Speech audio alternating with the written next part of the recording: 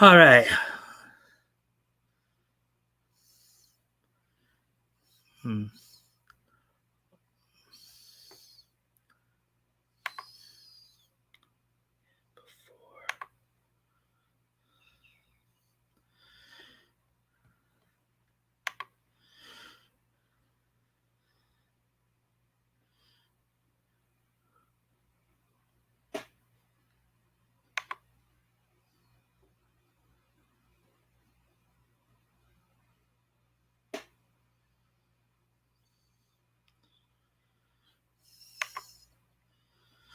All right. So hopefully everybody's having a good day and week. So hey, Batgoat. Um. Oh yeah. So you Sorry about probably. that. I had to mute. Yeah, I know. Hey, Woody.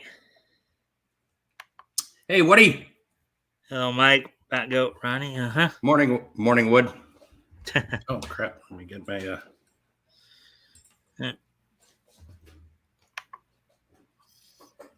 Yeah. All right. So we're gonna wait at least. We're gonna wait probably at least a few more minutes here. Probably wait till at least a 5 minute mark. As you guys know, this is our weekly look at comics history, in which we take a look back through the gold. Right now working our way through the golden age. We'll be looking back to April of 1938.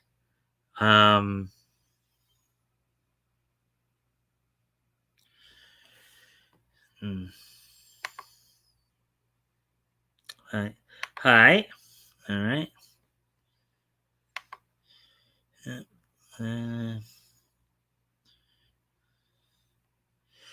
Anyways, wait a few minutes here.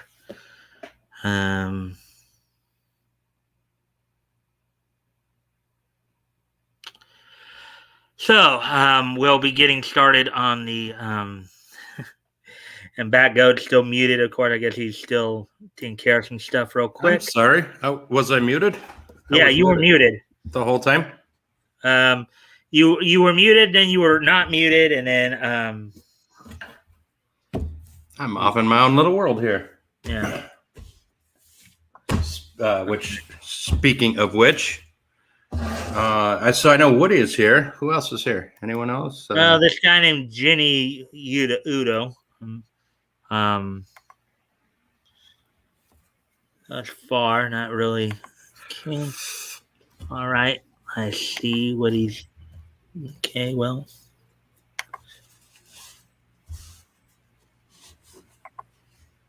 Oops. They didn't want to put him in our timeout. I just.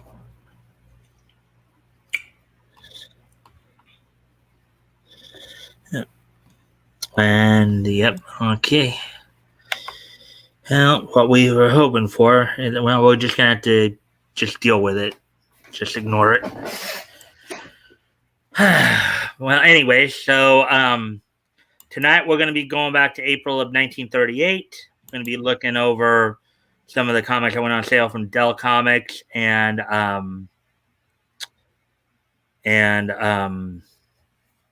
United Feature Syndicate. Be primarily reading out of The Funnies, Volume 2, Number 20. I'll be probably where we'll be doing most of the reading from. Well, but we'll start off with some summary work from United Features Tip Top Comics number 25, as well as Super Comics number 1. We'll be going over that since Super Comics number 1, we'll probably go into that a little bit where we can.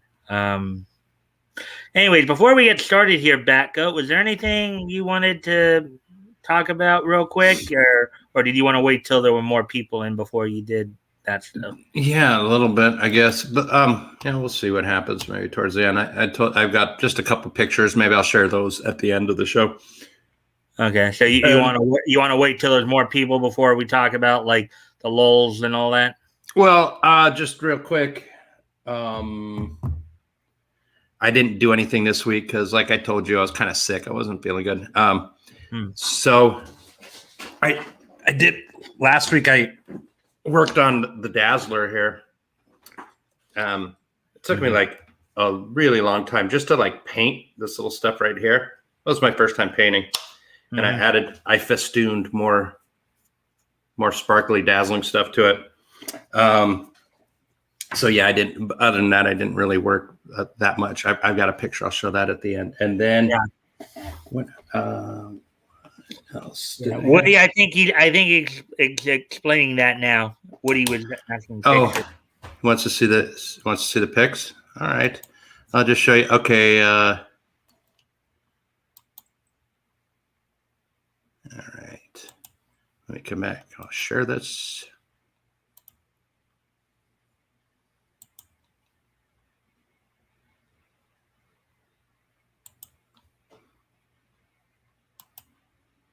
Okay, Mike. There it is.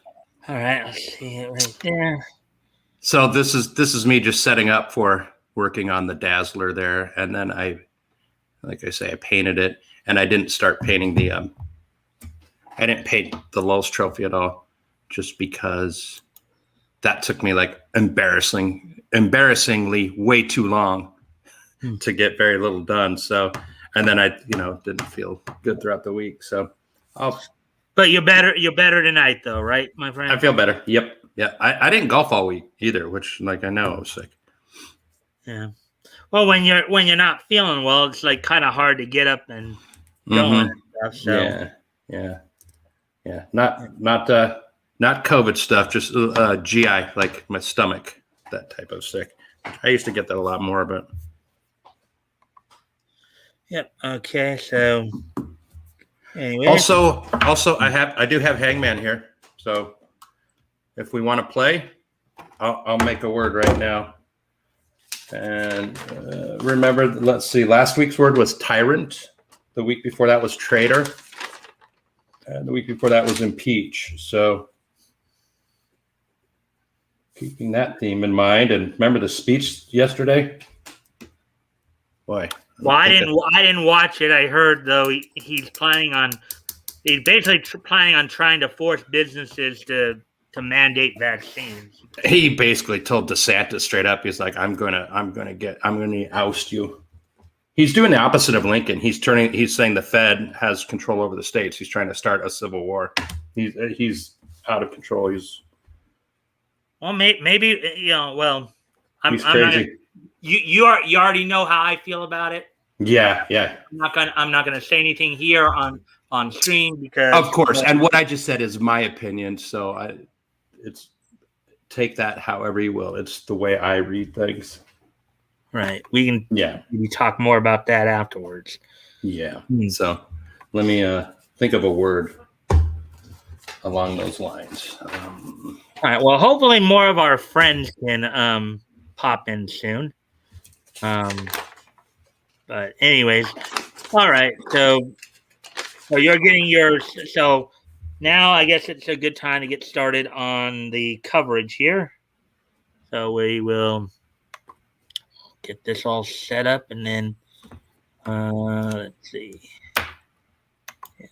Right there.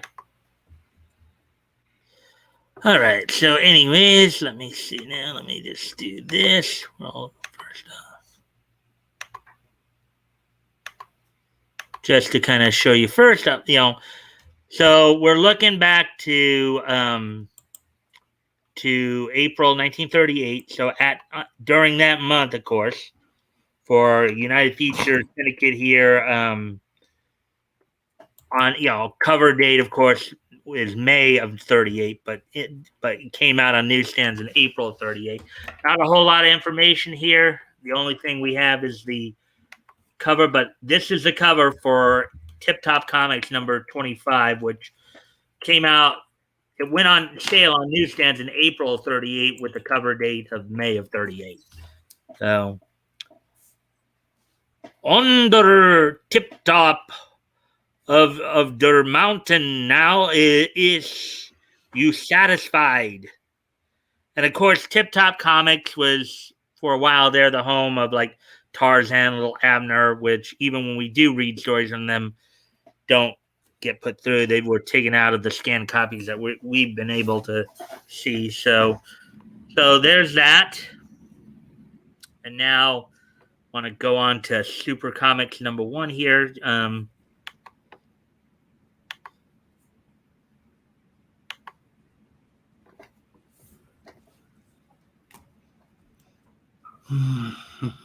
Again, this is just a quick little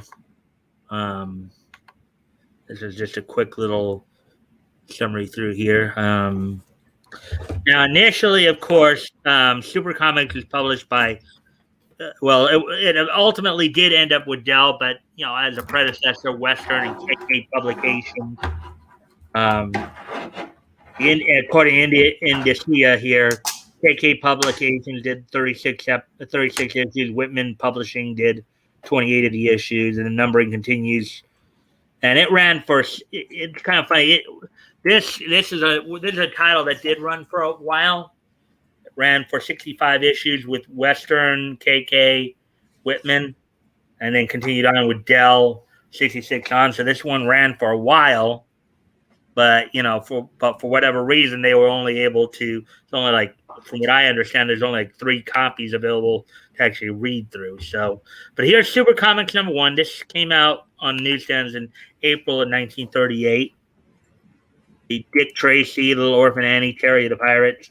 Now, of course, what was going on here, Dell was starting to expand a little bit. In this particular case, the Indicia publisher was KK Publications Incorporated. With this expansion, a lot of these features were coming over from Popular Comics, as will be noted in a number of these index or notes. Like the Dick Tracy story here, which was five pages in Chester Gold, continued from Popular Comics #27, Dell 1936. But, as Dell was starting to expand here, now you were starting to get a little bit more of a balance here between the newspaper reprints they were doing and some newer, more original content. So, first line of dialogue or text. But I tell you, Tracy, there's nobody there. The janitor told me. We have Smokey Silver. So a lot of these stories, as I said, came over from Little Orphan Annie here, came over from Popular Comics. The ones that don't say they continue from Popular Comics are probably more like original. So Terry and the Pirates here. The U.S. High Commissioner has assigned Meskit Mike Monahan to assist Pat in his job of, and that's the first line of that. We have the Gumps, which I'm guessing was a humor story. Life is like a box of chocolates. Yeah, I don't think this had anything to do with Forrest Gump, but okay. Of course, the thing is, the term Gump, though, you almost get the impression that it does have kind of a, like, if you call somebody like a Gump, it's like maybe they're not as sharp as most people. Correct. So you're in LA. I grew up in LA, and I remember the outhouses were called Andy Gumps because that was just the name of the company that was big around LA that would supply them to constructions. So here in Minnesota, Biff, BIFF, is a big local outhouse distributor. So they call them Biffies. Yeah. And as you can see here, some of these newer features like Spooky by Bill Holman, one pager. You had Crime 100 Years From Now. Again, these are, if they, unless they say continue from Popular Comics right there, 27. Some of these, again, now you're seeing kind of them balancing out a little bit more, a mix of the reprints and the mix of the reprints and the Moon Mullins. I know you've talked about Moon Mullins before, Batgoat. Now you're starting to see, now we're starting to see comics get bigger at this point in 38. Some of these books that were just doing reprints, newspaper reprints, are now expanding a little bit and adding more original content along with the reprinted stories. Alan Jack. So there's that. Now we'll get on to the main portion of our of our stream tonight.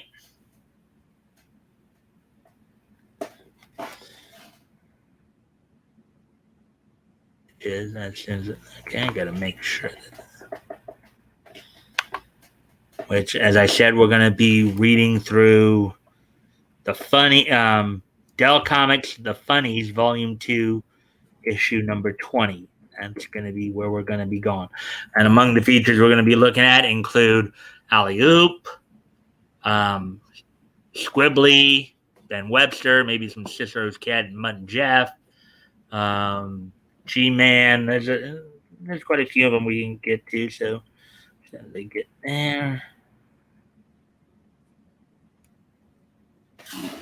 All right, let's see the funnies.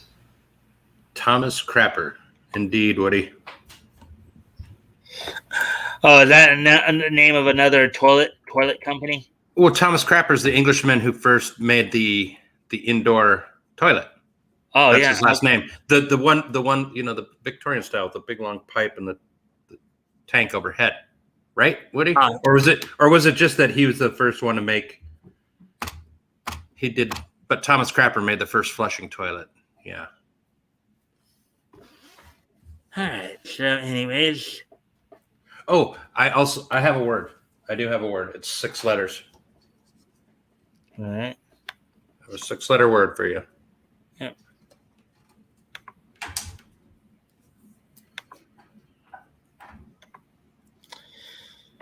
Yeah. Anyways, okay. So, you ready for me to continue here, Batgoat? Go for it. I'm with you. The Funnies here, number 20, volume 2, went on newsstands in April of 38. The cover date you see there is May. It's a May cover date. So here's the cover. Here's the cover of it. There's Alley Oop right there, right? Yep. The Alley Oop. And look what he says. Oh, lunchtime. Wait, you see that back out? Yeah. See what's behind him? The lion. Uh-huh. It's what do you think the lion is thinking right there? Same thing. It's his lunchtime. Right. Yes, sir. Right. Yeah, that's the irony of that one. Yeah, so let me just check everything. Okay, so we're still at 125 magnification, which is okay. Okay, the Funnies Letter Club. All right, looks like we are going to have to up the font a bit to read all that. Thomas Crapper was an English businessman and plumber. He founded Thomas Crapper and Company in London. And so basically he just patented a bunch of stuff that made flushing toilets work. Right. 1880. All right. Alley Oop by V.T. Hamlin.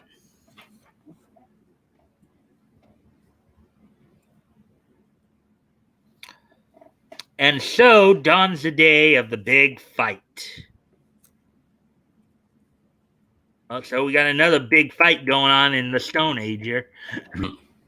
Everywhere folks are stirring about in anticipation.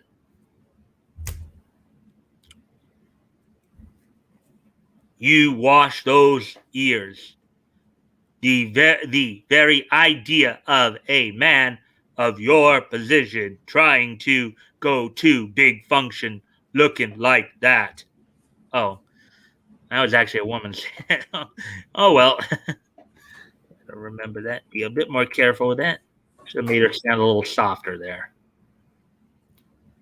Already, crowds are jamming Fuzi's Fight Arena. The box office is doing a land office business.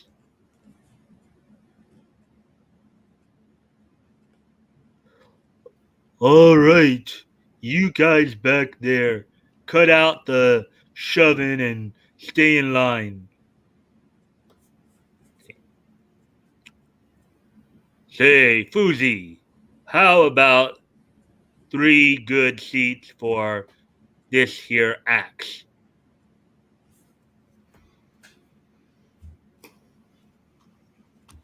Three? You bet. 23rd row. Right on the right on the aisle. I just heave that axe over on this pile. Obviously there's some shenanigans going on here, wouldn't you say, Batgoat? If there's an axe out there, Well, not just axe, but look at how he's collecting all this stuff. yeah, Right? Little corruption going on there, maybe? I'd say that's unfair. Bribery. Mm-hmm. Hooray for Oop! Come on, let's get going. Hot roasted coconuts.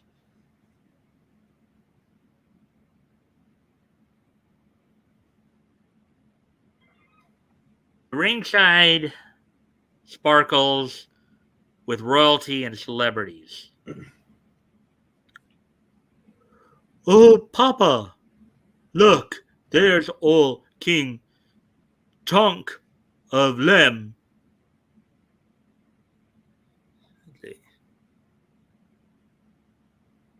Bart on bar, boy on boy, oh boy. Peach. Well, that's right. And he say, look at the doll he's got with the dollar. Will you get a load of that? Get up. Will you get a load of that get up she's got on?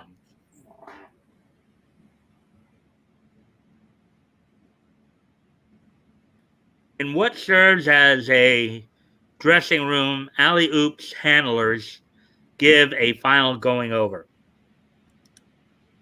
How are you?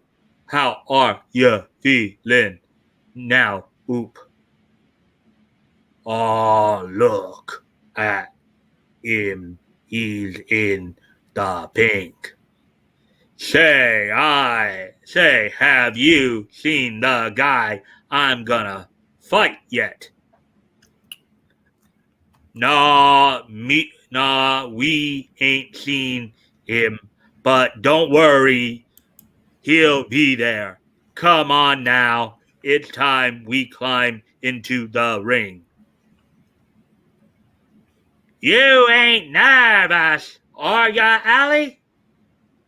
Oh, who ever heard of alley-oop being nervous? I'm trying to go with that old kind of broken dialect of the cave. Mm-hmm. Yeah. Hey, look at them guys. What are they doing? Well, for cat's sake, ain't you never been nowhere they're setting up in the sound equipment? See, they're feeling to broadcast the doings to those folks who can't be here. Look at that. It kind of reminds you of the Flintstones, doesn't it? Modern day technology in the Stone Age. Right? Yeah, exactly. Like the Flintstones. Yep. And then the Jetsons, the Jetsons were more the other was moving forward, but you're still taking what was current then in the 60s and projecting that forward, which looks absolutely silly now. Yeah. But yes, I get what you're saying. Yeah, alley-oop. Go in there and tear him up. Oop. We're all with you. Oh, Papa. Alley-oop looks kind of worried. Oop, worried? Meh. That's just his fight in face. And he always looks like that. Wait. I'm going to my mic. Hey, Oop. How about autographing my axe for me? If you don't sit down, I'll autograph your skull. Here comes alley-oop. But where's our man? Say, boss, do you know where the tiger is? Oughta be here by now.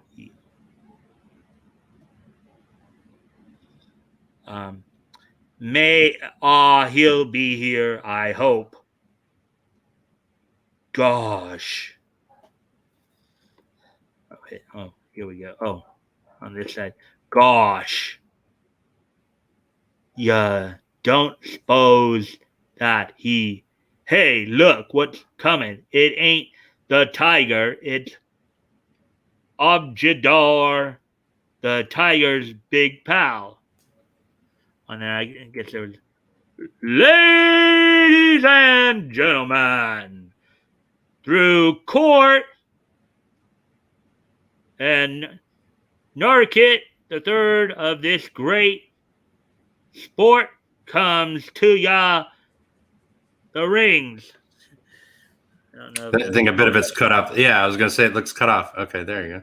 Yeah, let's try this again. Ladies and gentlemen, through courtesy of Fuzi's great meat market, huh? Meat market. Oh, meat market. The broadcast of this great heavyweight bout comes to you direct from the ringside. And that completes the joke from the last scene.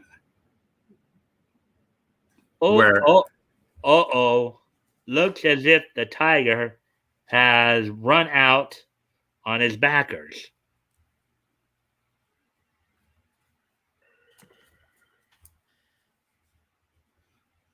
All right.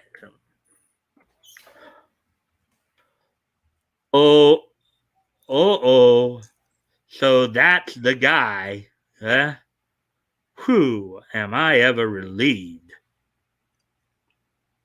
I knew you'd be all right when you saw him. You just been a little bit overtrained.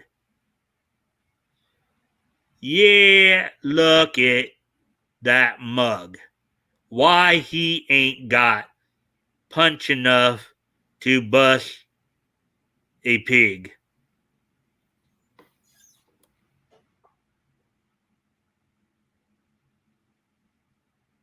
Hopefully everybody's enjoying this.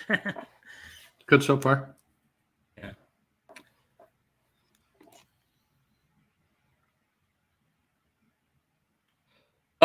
Tiger, the pride of Lem, who was to meet alley-oop in this ring today, will not appear. However, the bout will go on as scheduled with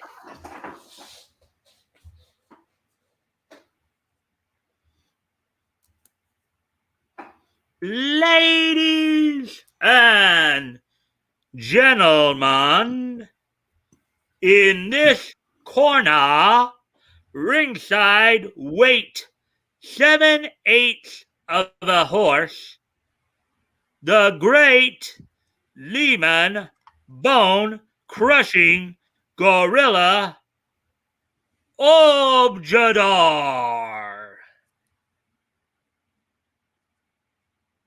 No, there's where the... My gosh, the little rats run out on us.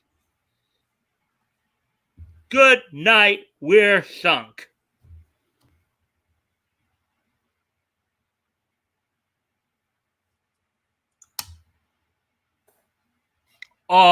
This may be okay. Look at him. He's lots bigger'n oop. That ain't the point. Oop won't fight a little guy, and the tiger lay him out quick. But this big moose, Foosh, Oopal, murder him. I'm gonna stop it. It ain't legal. Shut up and sit down, you fool. Do you wanna get us mobbed?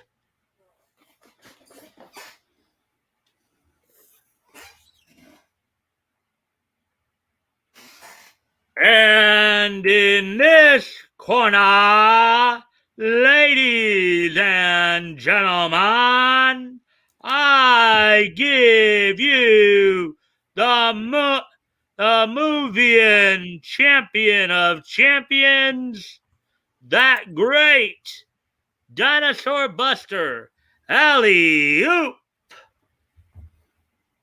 Give him the works, Alley.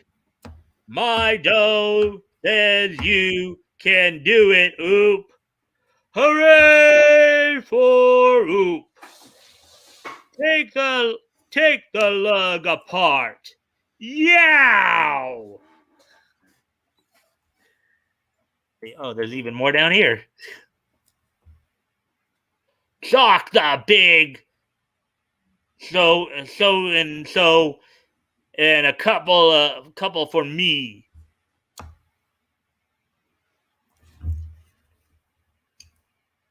And the third man in the ring will be the peerless exponent of fair play and good sportsmanship, moves well known financier and leading businessman, dealer in fresh meats, choice hides, high-grade axes, knives, and spears. Boo! Hot roasted coconuts! Hooray for Alley-oop! Excuse me a moment. Oh man, doing some of those voices can sometimes put a strain on your throat. Be a little rough on the voice, yeah? Yeah, no kidding. Oh, shut up and sit down. Oh, hey, who cares?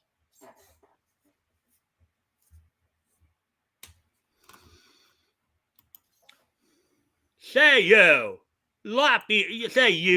lop-eared mugs. What's the idea of all that racket? Do ya wanna get throwed out on your ear?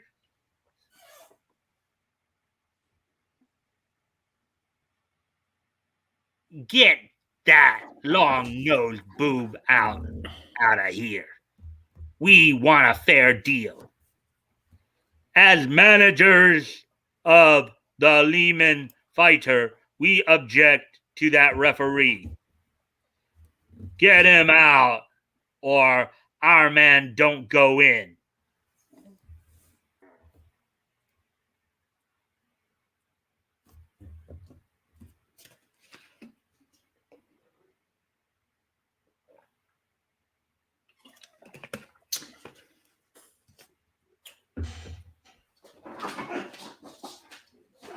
Due to the protest of the Lehman's backers to Fuzi as referee, the third man in the ring will be the Grand Wiser. Sounds similar to Budweiser, huh? Grand Wizard, I think. No, it's got to be Wiser, because if it was Wizard, there'd be two Z's there. I know, but they're spelling things wrong on purpose to show mispronunciation. It could be the Wiser. It could be that as well. You're right. Yeah. This broadcast comes to you by courtesy of Fuzi's Market. Yay, Fuzi's! Yep. Let's see.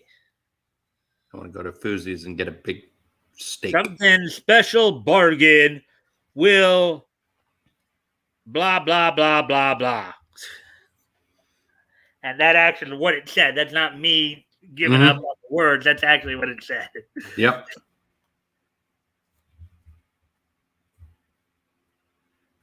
I wish they'd shut up that blah and get going. For his sake, bottle oughta keep them kids quiet. Wah! We wanna hear a bedtime story.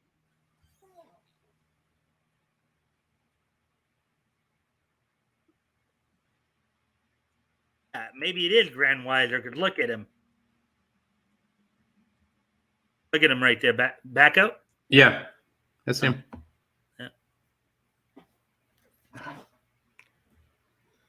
He only come out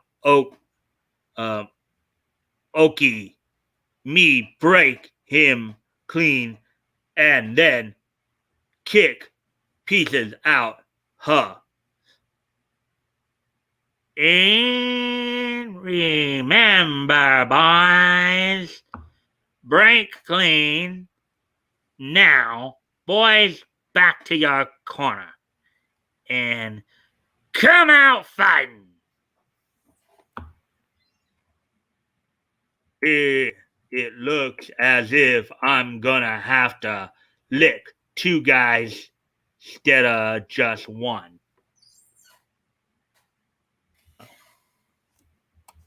Now that we've dispersed with all the preliminaries, we ought to be about ready to get on with this battle. Continued on the next 2 pages, and then in the next issue. So we'll continue this story because it is all one story here. We'll move on to the other feature.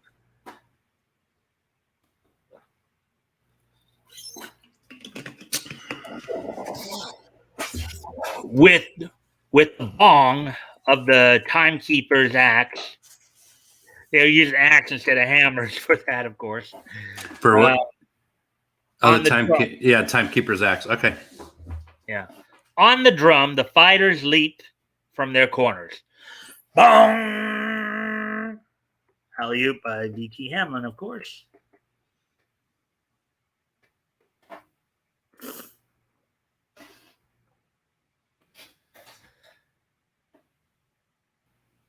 Hi there, ya big Diplodocus.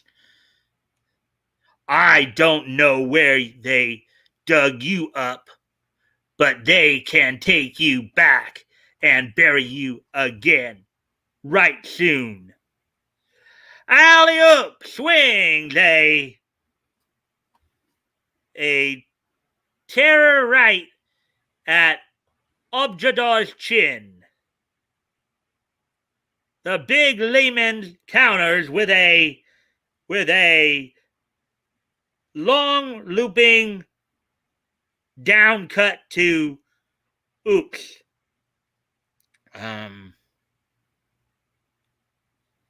Skull. He's holding Oop at arm's length. The moving can't reach the giant. So look at the action scenes right there. Mm-hmm. He's doing like the old bully thing where he puts his hand up, sticks his hand on his head, and the little kid's just swinging wildly. Can't make contact. Of course, what a lot of martial artists might say is that even if you punch the arm or even take your fingers and like get a particular, like if you can find a particular nerve to touch, you might be able to counter that way. Of course, these guys are just brawling, so it's not like not like a lot of that being. It's the old we've seen it a million times. Like Little Rascals would do that. Three Stooges would do it. I mean, that was really old. Bam! Long's wild left hook to the chin. Wow, oop, is over the rope. He's out in the audience. Uh-oh! There goes my best war axe. Yeah! And all my cave hold goods. Yeah. I'm gonna take a quick break here because I want to go get some water because my throat's a little straight. So why don't you talk to everybody while I'm off camera here? All right. When I get back, I'll continue this. It's just my throat's getting a little harsh there. Okay.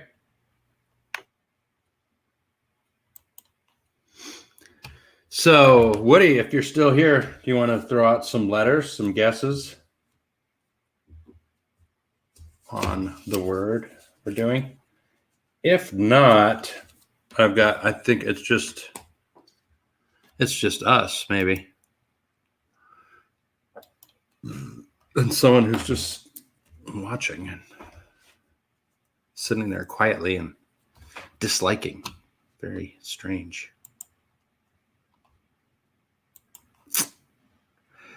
You know, I was going to say earlier, I forgot to do this earlier. J.B. McClowney. And that's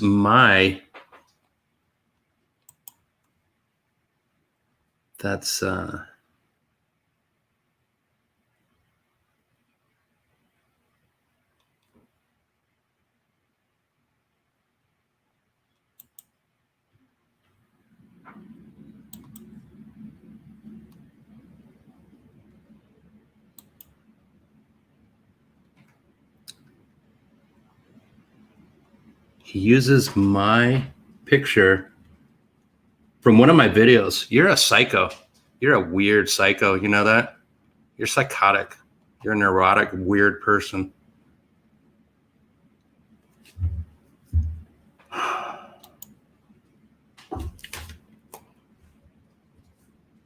All right, letter N. I see that, Woody.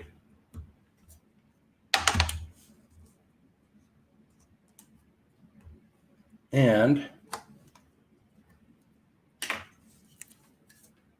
unfortunately,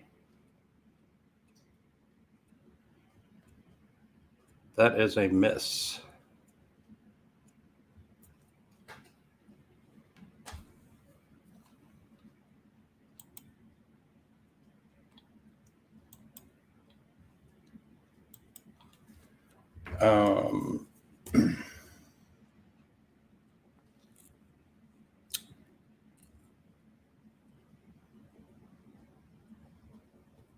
So what I was going to say earlier, I forgot, was streaming recommendation.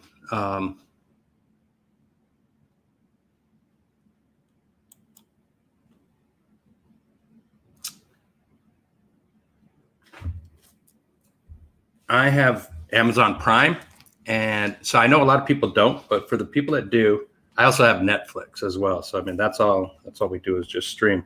So I pay extra on Amazon Prime for Boomerang for my cartoons and Shout TV that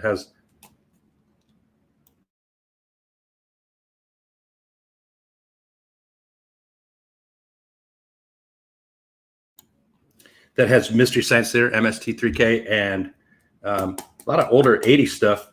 There's Night at the Improv, which is funny, but I came across Fridays. Woody, I don't know if you remember Fridays. I do. I remember I was a kid, 1980, so I was 12 when that came out. And I remember it just being funny. Michael Richards was on it, and he's a real physical comedian. So a lot of the sketches he did was funny, but it's very much like SNL, just on the West Coast. But it's funny stuff. So I would recommend it, especially these two characters they have, these two rabbis. It's called Matsoi, like it's a martial arts, like matzo, but oi. And so they always like break matzo crackers with their head, and like, hiya, and then it keeps progressing to like where their action starts. That one's pretty funny.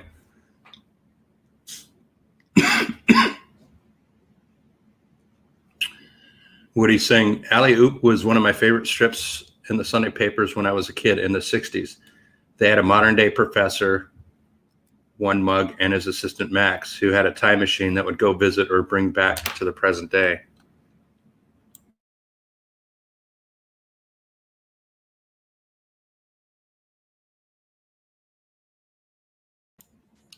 Good thing I muted before I knocked the Dazzler off the stand. Okay, I didn't know that, Woody. That's cool. Kind of like All right, so I kind of overheard someone said there in there. So Woody was talking about alley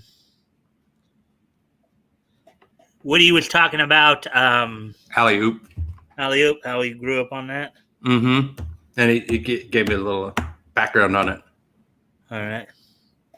And I was thinking of what was the one, the boy and the dog, Peabody and Poindexter? With the time machine, they would go through history. Yeah, from George. I believe that what you're referring to is from George of the Jungle, right? Wasn't that the main? Oh,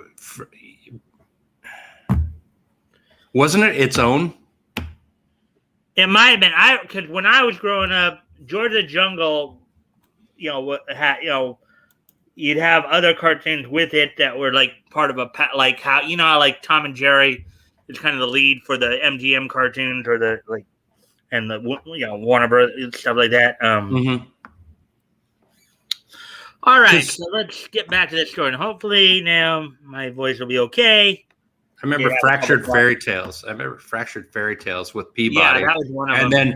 And then George of the Jungle had Tom Slick and maybe Dudley Do-Right in his half hour. I think they were two different ones. Well, I always saw them as all the same, but okay, all right. Mr. Peabody. Sorry, real quick. Woody corrected us. Mr. Peabody and Sherman were part of Bullwinkle. Thank you, Woody. Oh, okay. Rocky and Bullwinkle. Okay. Yeah. Thank you. I knew it was one of those. Mm-hmm. But... Oh, wait. A sock that was down. He must be out. Nobody could take one like that and live. Shop at Fousey's Market and save Flash. Flash, Oop is up. He's coming back to the ring. Yay, Fousey's. So you see the people over here are listening to the broadcast. Yeah, that was the technology. They wrapped that big megaphone up the tree. Yeah. And I bet everything I had on Alley Oop. That's what you get for betting on them fighters. Seems time you'd have more sense.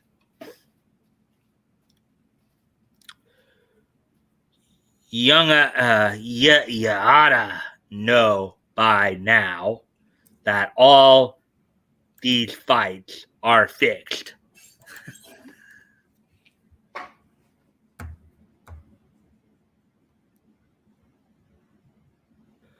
Five, 6. Hurry up, Oop. If you don't want to lose this fight on a technicality. 7. I can't hold this big ape much longer. 8. Alley Oop is climbing back in the ring. Hoda man. The boys Linda round 1. So far, it's all Objadar. Oop failed to land a blow. Bong! A lucky break for Oop after that sock. He's going to need rest before mixing it up with this guy again.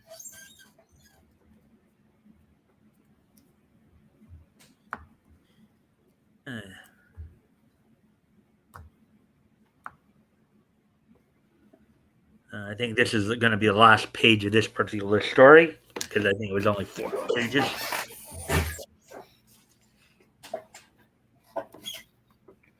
Portion of that side is cut off, of course. Yep. In the opening round of this great heavyweight battle, brought to you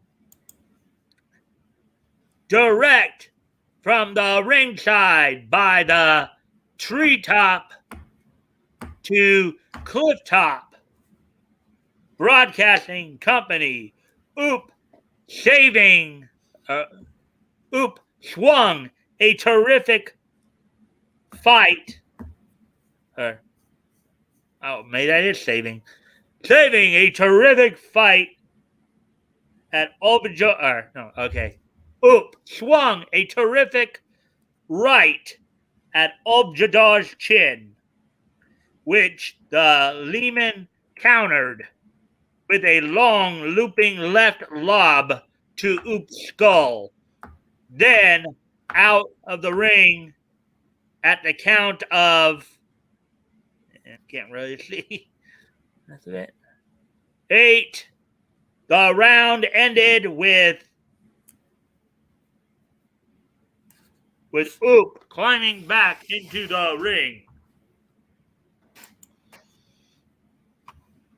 Listen, Oop. The big lug is sucker for less. Like this, see? Yeah, but look out for his left. So they're going to try to make a suggestion that he try to fight left-handed. And from what I've heard before, sometimes boxers, when they do, left southpaws have kind of because there are not as many. Mm-hmm. They're considered kind of oddballs, and a lot of people have trouble finding a left-hander. Mm-hmm. Bong! Round 2. Oop comes out of his corner. More cautiously, they circle wirily. For bargains in fresh meat, shop at Fousey's Market. Fousey's! I want a T-bone from Fousey's. I'm sure a lot of people would probably like a T-bone, consider how big they've got to be, right? Mm-hmm.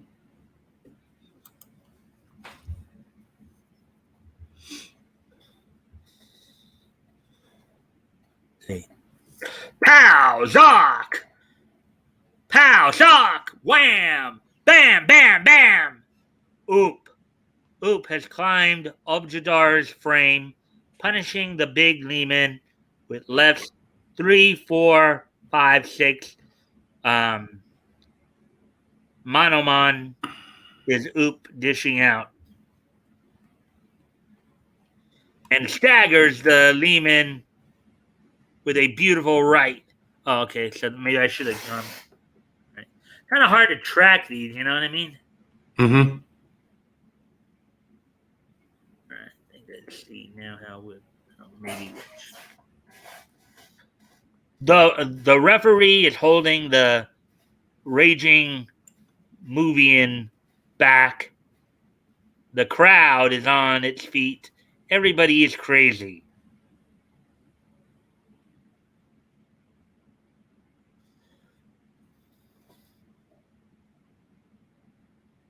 The big Lehman is helpless under the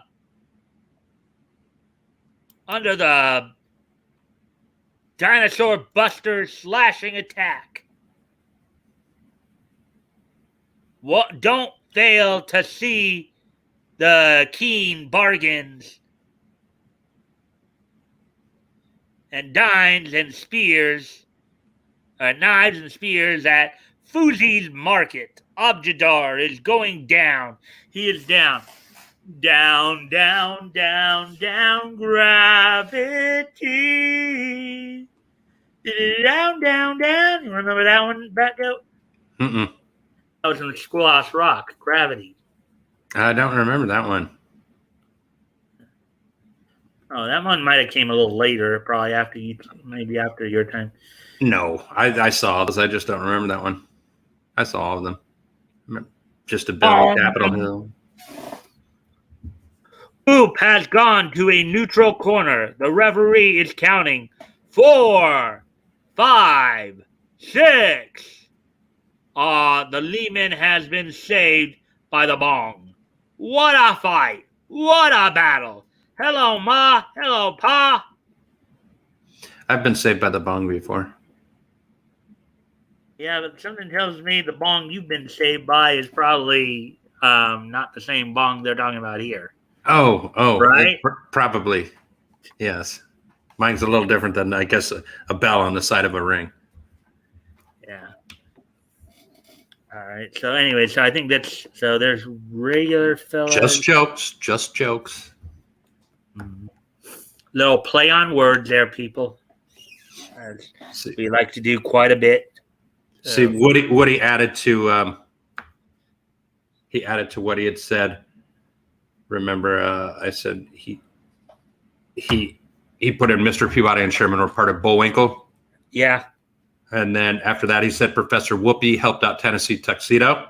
I do remember that now that he mentions it. And then Super Chicken, that was part of the George of the Jungle gang. So it was George of the Jungle. You had Super Chicken, Bob for Super Chicken, and Tom Slick. Oh, God. And who else? Well, Dave Marcus came in. Hey, Dave. Hey, Dave. Good to see you. Hi, Woody, Mike, Bats. I am sleepy. Okay. Well, I'm glad you're here, Dave. If you don't mind, giving a like and a share, see if we can get some more people in here. That would really be nice. So with that, just looking for some more. Want to get through more of this. We're already at the 57. Took me like what? Well, I did stop a couple times to step away from the computer, but still took. Oh, maybe let's see now. That was Captain Easy. Funnies out our way. G-Man, Red X. So let's see if we can get through this one. This one's more narration anyway. So well, maybe I can see how I do with reading this without. So G-Man versus the Red X. Todd, Ellen, and Fred rose away from the Emperor's house. I slipped the camera by the window, Fred said. They parked the car briefly while Todd slipped back beneath the window and connected up the wires.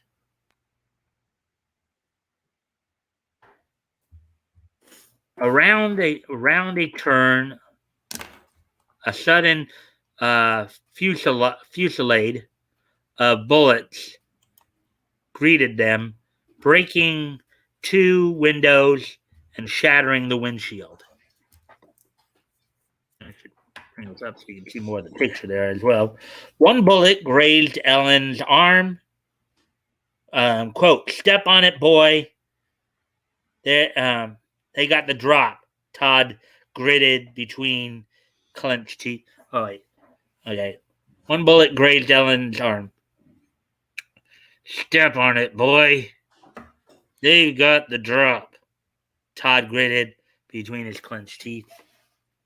Fred raced the car at 70 down the stretch, but no more bullets overtook them.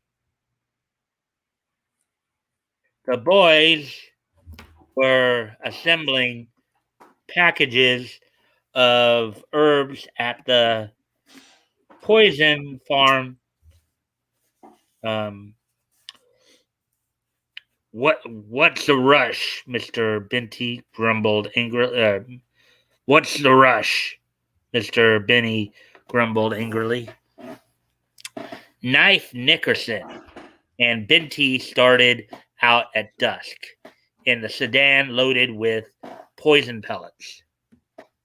Knife Nickerson was nervous as they drove through the city, but they reached the emperor's house safely. Knife Nickerson. It's like Goodfellas.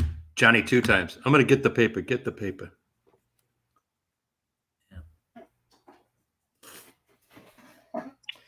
The two G-men crouching by the hidden dictaphone started voices sounded clearly. The emperor had guessed. Good evening, gentlemen. The emperor was saying, you have brought us our little harvest. Each word was permanently recorded. One man kept the records going. One tapped a message on a shortwave radio. Or maybe a little Morse code going on there, maybe? Yeah, something like that. The message was relayed to Todd by telephone. We've snapped a picture of them with the poison. Todd started for the Emperor's house with Fred and 2 other aides, all heavily armed. Happy Boy was telling the Emperor how he had put the G-men off the scent. Or so he thought, I would think.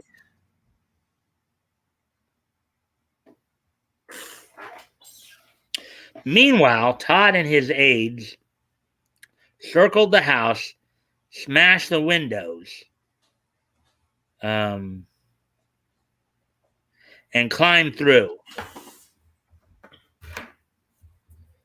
Squint Eye shot Fred through the knee, but Fred felled him with a shot through the forehead. Yeah. Only in comics. Only in comics does that happen, right? Yep. Only in comics and cartoons does that happen.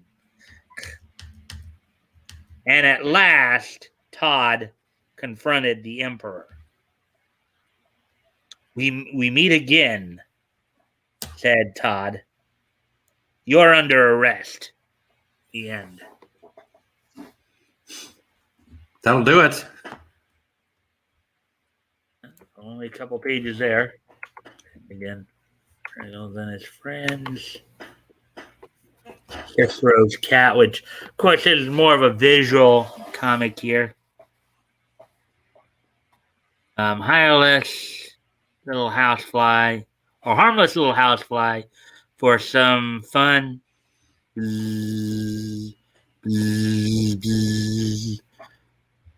Yeah.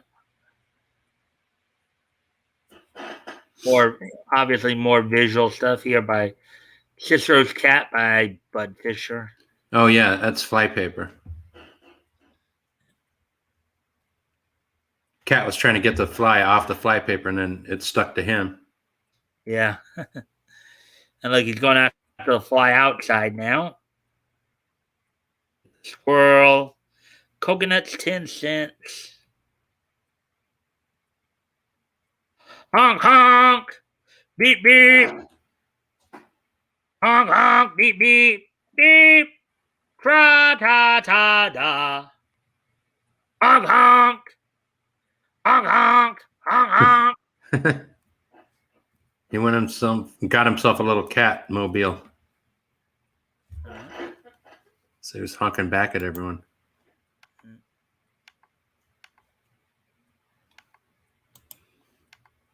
This is more of a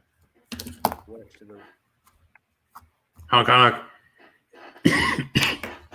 regular fellas, and we won't do and just nice cash prizes. Hey, Dave. Oh, I'm sorry. Go ahead. Well, what were you just about to say? I was going to tell Dave I've got a word, or we've got a word. It's a 6-letter word right now, and there's been one miss on it. Go ahead. Okay. Leto's here. Hey, Leto. Hey, Leto. Guys, I would appreciate any and all likes and shares if you guys can help out with that. But he said, hey, Dave.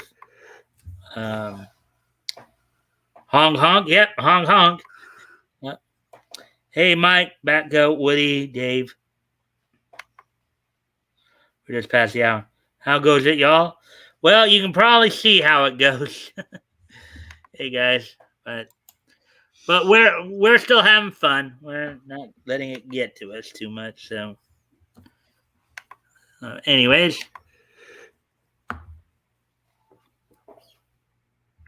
whoa, consarn it!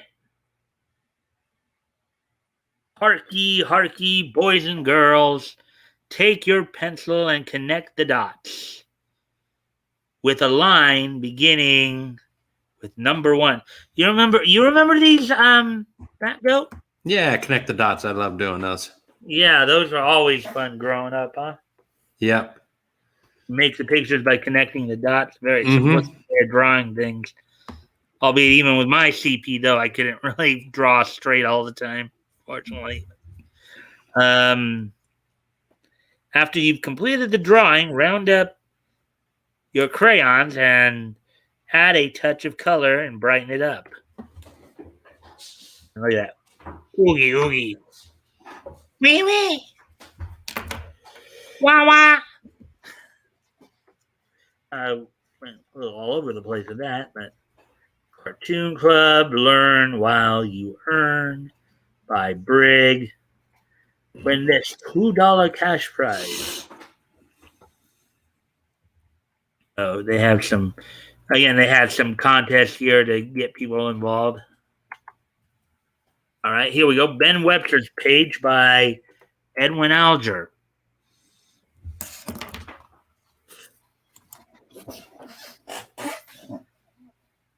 Send us 5 dozen or 5 dozen eggs, a side of bacon, sack of flour, 20 bottles of milk, and I'm gonna probably increase the font here a little bit. A little easier to read here. I'll be back in a minute, Mike. All right. I'm gonna mute. All right. Doing things over. Maybe I'll try a little bit more there.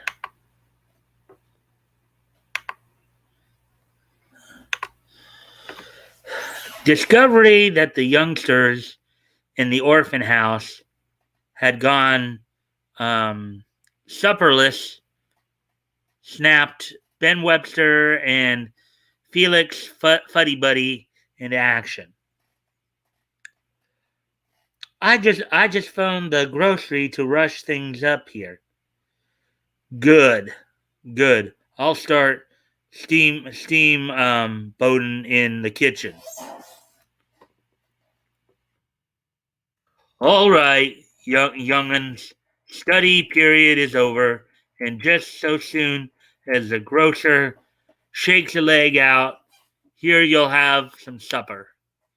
Goody! Yichee! Hooray! And furthermore, they ain't going to be no more study hours after dark. But by all that's good and holy, there's going to be plenty of grub around here. Now, last time, of course, I think we did, we read Ben Webster's page. We'd seen those kids who were in there, and I think,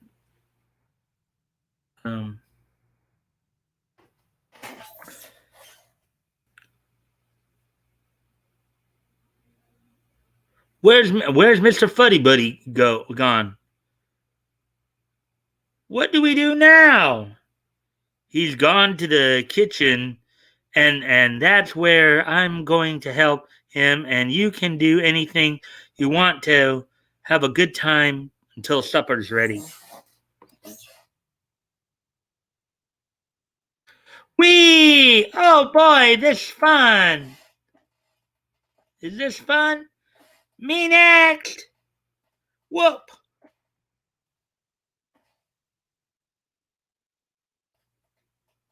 Come on, eggs, get fried. These youngsters are sure going to have a grand meal for once in their lives. Got the table all set then? You bet, Felix. And I also called the drugstore and told them to send a couple of gallons of ice cream up. We we forgot dessert. Ben, will you watch this, Skillet, just a second? I want to see the looks on them young'uns' face is when I announce grub. This is kind of cool.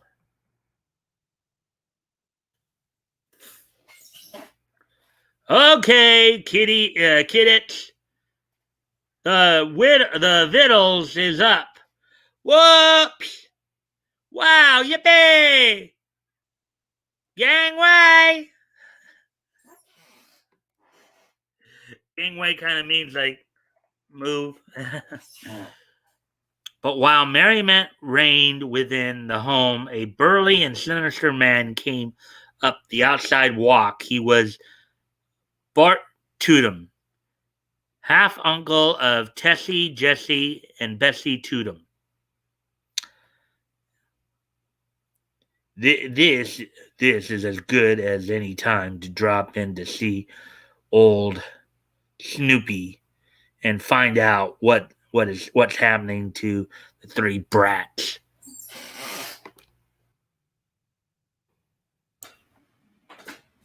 You back, Batgoat? I'm back. Keep going. All right. What's going on there? Kids laughing and screaming with joy. Has Snoopy gone mad? Second prisoner, I guess. Yeah, this is kind of the continuation of the Tessie, Bessie, and Jessie story we read a while back. Second prisoner. Wow, just reading up what Dave was saying there. Oh yeah, what was he saying? He was in an accident, but he's okay. Oh yeah, I saw that on Mines earlier too. Glad to know you're okay, Dave. But truck is ruined. That sucks. Sorry to hear that, dude. Yeah, he posted a picture of that on Mines. I'm glad you guys are here. As always, if you can, like and share the stream, that would really help. Algorithm, see if we can get some more people in here, more positive people, of course. That always helps. Yep. The last guy had a profile pic of me on it. That's when you went away. I was looking at that. I'm like, oh my god. Oh, the guy the guy that I hid. I'm like, you're a psycho. That's just weird. He went to my page and clipped something off one of my videos. What a pathetic, weird little life. I didn't even notice. I mean, I kind of saw that you hit him, and then I just didn't say anything. But anyway, we're saying too much about these guys anyway. Yeah. Correct. In fact, I'm sorry that I let it get to me that bad. No problem. Just if we see these guys, let's just hide them. Yeah, that's the best thing to do. And then yeah. That's so flattering. Gross. Yeah. While Bart Tootum, the wicked old half uncle, halted in amazement at the joyful sounds within the orphan home. Things were happening elsewhere at the farm, for example.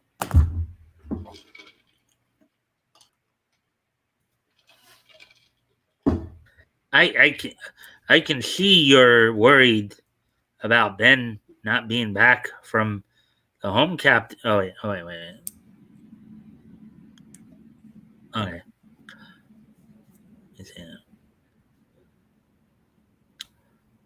I can see you're worried about Ben not being back from the home, Captain Avery. Indeed, I am, Jessie Tootum.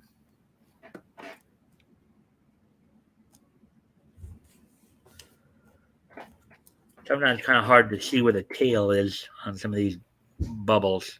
Mm-hmm. I could run over there and see what's holding him up. Maybe Tessie would go with me? Sure could.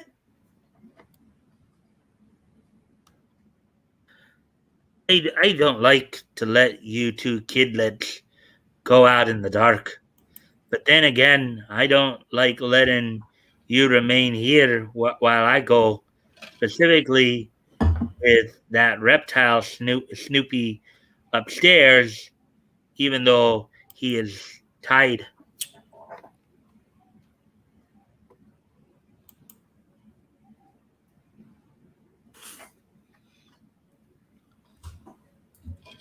We ain't scared. We can cut across the fields. All right, go it, kidlets. But come straight back. And that's how Tessie and Jesse Totem approached the orphan home in search of Ben, just as Bart Totem turned away from one of the windows. Oh boy. So what are you two scamps doing here? Oh, it's Uncle Bart! Run, Jesse! Run, Jesse!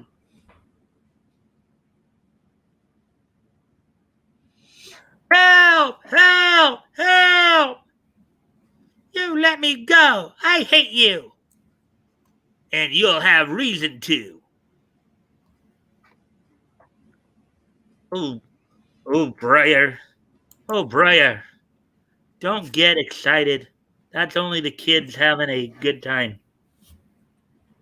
No, it isn't, Felix. That's Briar's danger bark. I know it. Woof, woof, woof.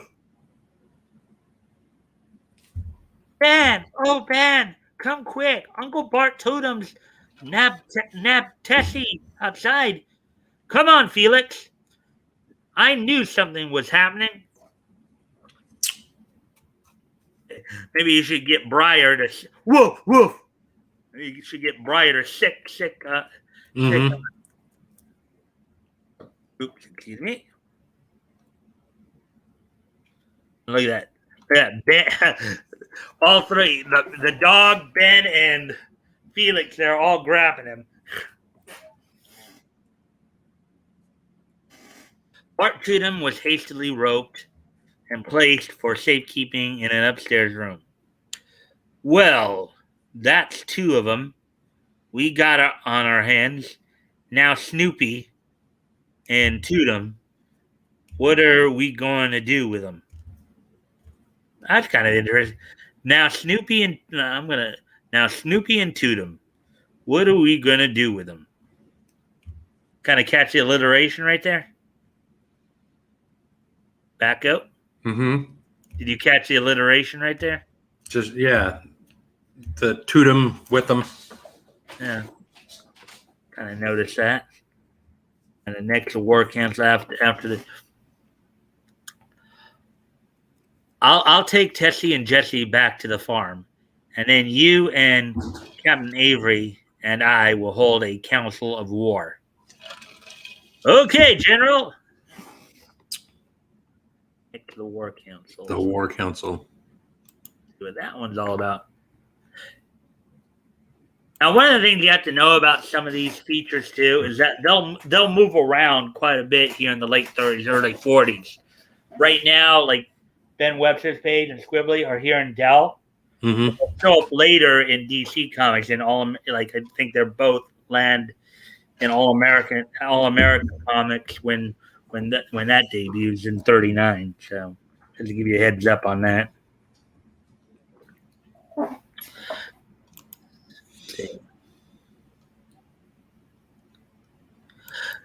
Golly, Ben, you've fetched both our mean old Uncle Bart Totem and Mr. Snoopy. That's wonderful. It's double wonderful. Praise be. That knock on the door must be Ben. Yep, 'tis. That's old Briar's bark.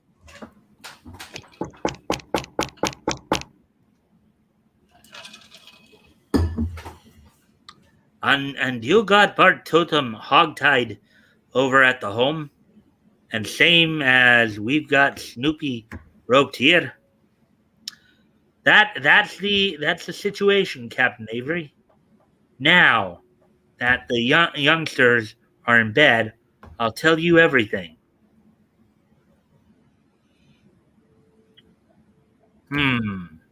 Maybe we bit off, or maybe we bit off more than we can chew.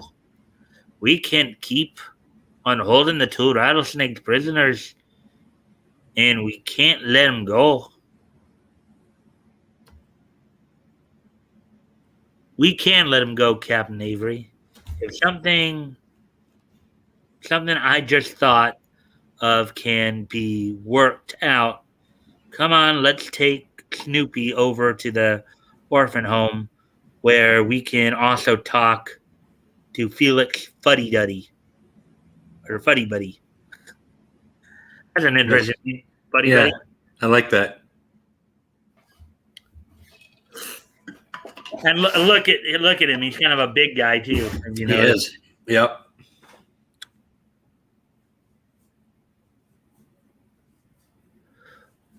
We're bringing you in another guest, Felix, but put him in the same room with Bart Tootum. You'll pay for this.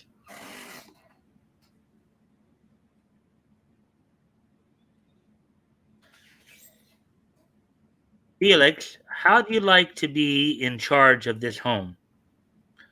Gosh, oh gosh, Ben, you know, I love kids, but I'm a poor man. Never mind about being poor, Felix. I can arrange money matters.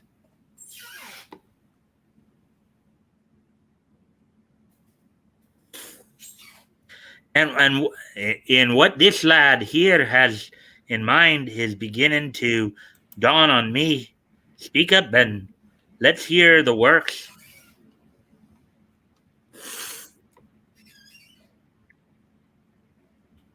No, I won't let you hear the works now. I first want to see if the works really will work. I want to talk privately to Mr. Snoopy and Bart Tootum.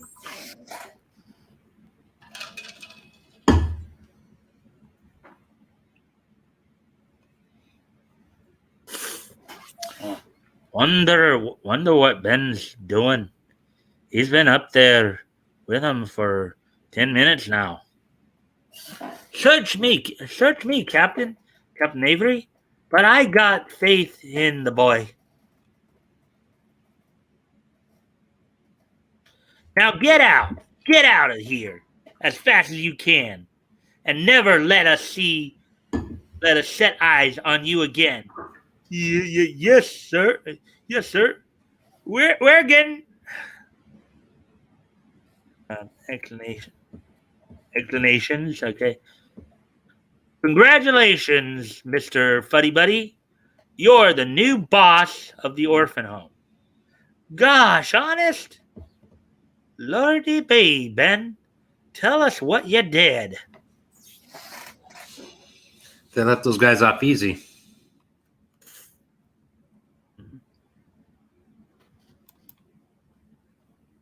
Let's see what the next part of this is.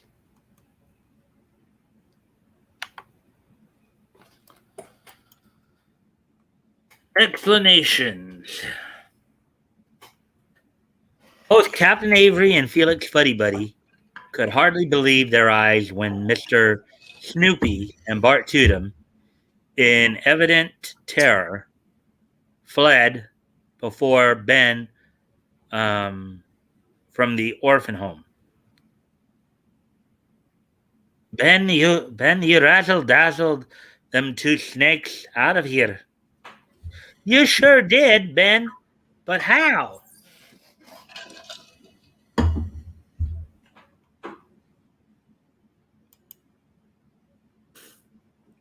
Man, this is a good story. We may have to consider doing more, instead of like the milestone method with Dell here.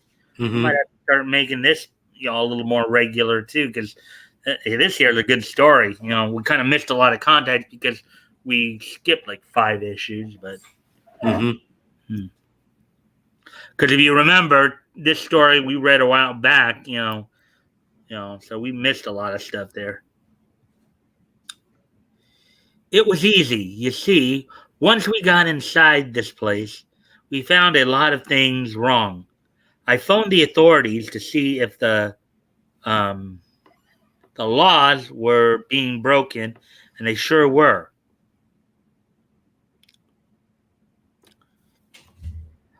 But old Snoop's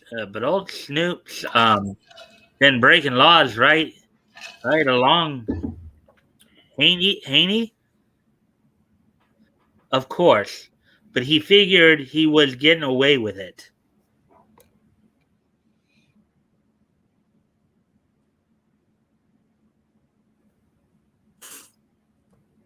I get it. I'll betcha. Um, scared. I bet you scared both him and Bart Tootin, didn't you? You bet I did. I scared the everlasting daylights out of them. That's why they left. You can hear my dog going. I've got to go. Yep. Real quick. I'll be right back. She's yelling at the kids. Maybe I don't know what she's possibly yelling, or people walking by. Okay. Another interesting little note: we had lightning last night here in SoCal, where I live. Oh. So I'll be back. Okay. Oh, Dave, you're in bed.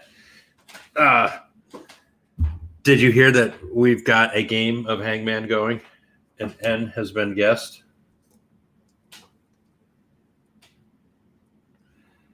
Right. The one N has been guessed. If you'd like to get in on that, or Woody, do you want another guess? Leto, when you get to work, maybe you can throw one out at us.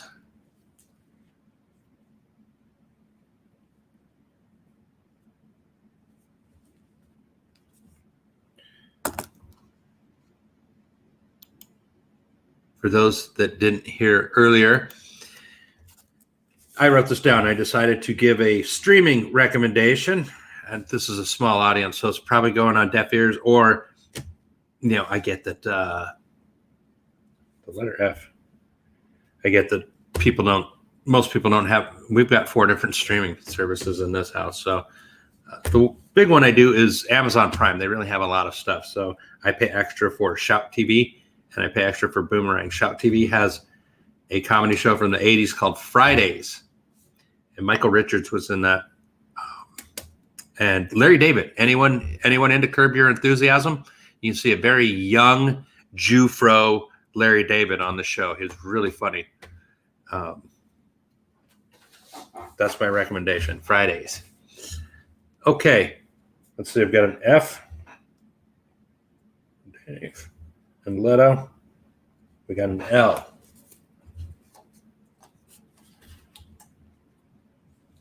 What's the word again? Okay.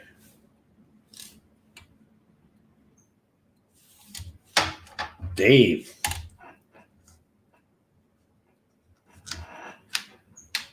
Dave gets a letter. L. That's a negative. So here is what we have. You got the F there. That's the first letter. And then you see your misses.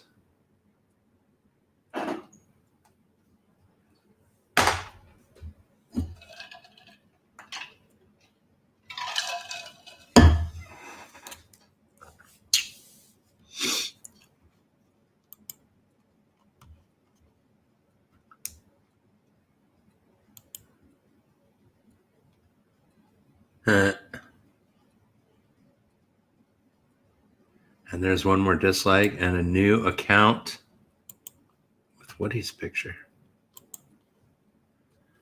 This is DSM stuff. Not DSM 5. The new DSM is crap.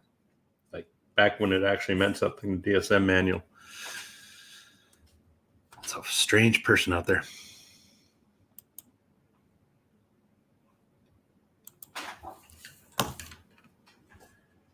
Do you need to see the board again?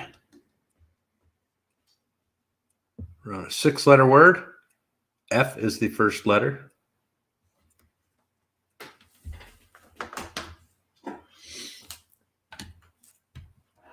I know I showed that picture in the beginning. The reason why I don't have my stickers and my pens down here is because I made a mess last week, and I don't want to do that again. I don't want to stay up all night and work 3 hours to put just one row of sticky, glittery things on this microphone. It's at least a nice picture. It is a good one. You look happy on it. Like I said, the one Mike freaked me out because he went to one of my videos. That's weird. Gotta start hitting those valves. That's a good idea. All right. So what's been going on since I left, guys? We're playing Hangman, talking the weirdo. I see we got another little. Yeah. Yeah. Okay. Well, anyways, we're already an hour and a half here. All right, so I'm going to try to finish this story, and then I'm going to go straight to the squibbly story, and then we'll probably start to wrap up. Okay, sounds good. All right. Yeah, we read that line, so. Bloody B writes one out, and Felix will run the home here decent like. And I'll have the Totem kids for my wards and can do all I want for them. That's it. Now, we know what Captain Avery is meaning there. However, because of the potential, what if somebody, let's say an SJW might read that and have a bit more of a sinister interpretation of that, if you know what I mean. Mm-hmm. Yeah. So, but we know because we had read, a few issues back, but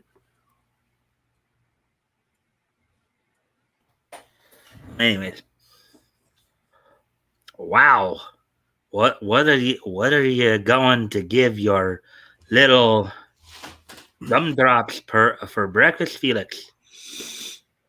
Flapjacks, maple syrup, country sausage, bacon powder biscuits, and honey, hot chocolate, milk, and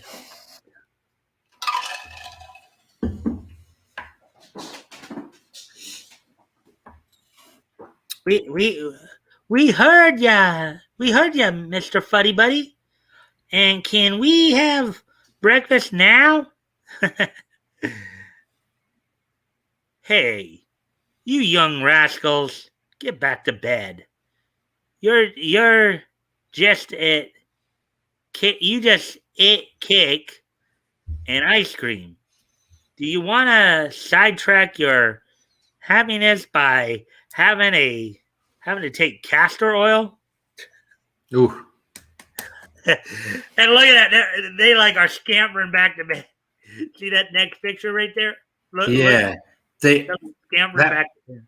The little rascals did that too. Castor oil was always a punishment. They just made kids take castor oil all the time. They'd always do that. Little rascals. They'd get a spoonful of castor oil and they'd be like, yeah. They hated it. I remember there were a few Popeye cartoons where they would try to give Sweet Pea castor oil. What exactly is castor oil, and what exactly does it? Why is it viewed as a punishment? It's gross, but I know my ex-wife took it and then she went into labor, like old wives' tale. But it worked. I don't know. Isn't it also considered a diuretic? It's I think it's made of fish or something. I think it's supposed to be good for you. Maybe. Let me see. I was thinking maybe it's one of those things that I don't supposed to make you go more or something like that, if you get what I mean. Yes. Yes.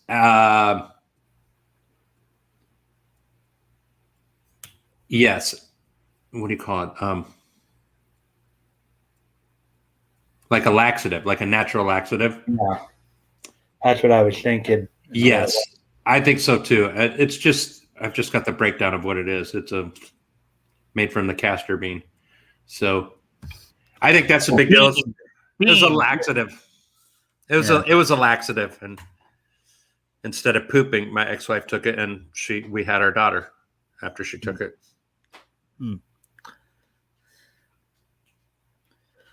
Look at them scoot to bed, but bless them for their nosiness, Felix. Bless the whole kit and caboodle of them. I say so too. And there's a dog in. Grrr. That's somebody at the door. Who'd come at this hour of night? Somebody sure enough, or Briar wouldn't growl.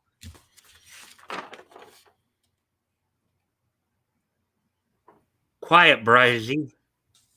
I'll see who it is. Good evening, young man. I bear a message for a child in the institution, one Millicent Montgomery Mortimer. Yes, there's a little girl here by that name. Will you come in? What a nice name. Millicent Montgomery Mortimer. Uh-huh. No, thank you. No, thank you. Take this, read it, and it will tell all. Good night, sir.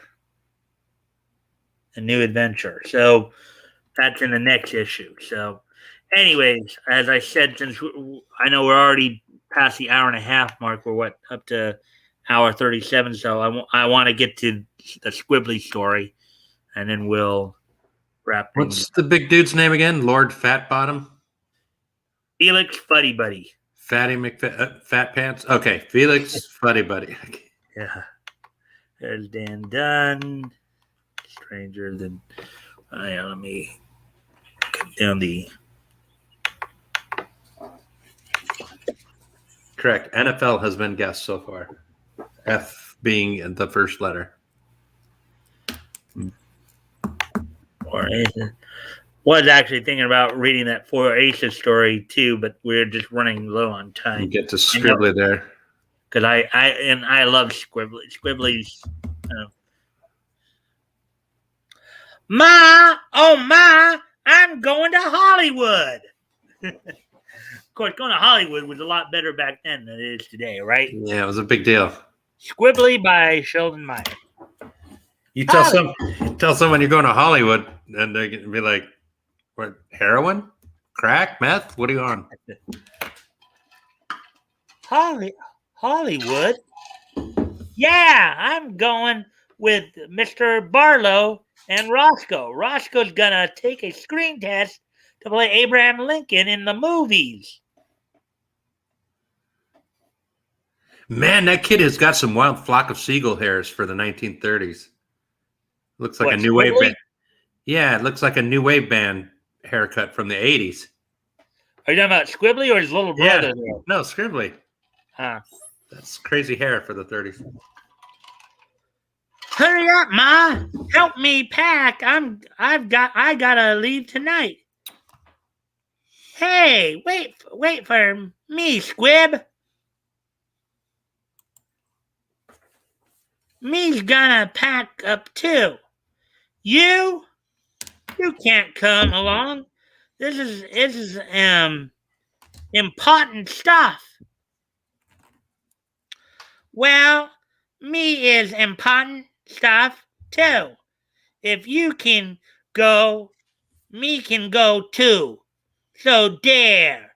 Blah. Blah.